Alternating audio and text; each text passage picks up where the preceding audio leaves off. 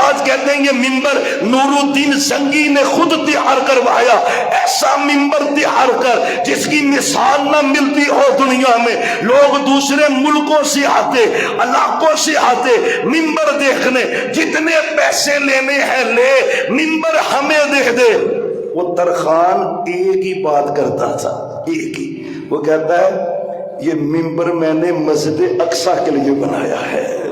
مسجد اقصی پہ تو کافروں کا قبضہ ہے، عیسائیوں کا، لیکن اس کا جذبہ، یہ صلاح الدین ایوب کہتے ہیں کہ ممبر تو خوبصورت تھا، میری توجہ ممبر کی طرف نہیں گئی، میری توجہ اس ترخان کے جذبے کی طرف گئی۔ یہ جذبہ کیسا جوان ہے، کوئی آئے گا مسجد اقصی فتح ہوگی، یہ ممبر اس میں نصب کیا جائے گا، کہتے میں نے تب سے ارادہ کر لیا میں ٹکراؤں گا عیسائیوں سے، لڑوں گا ان سے۔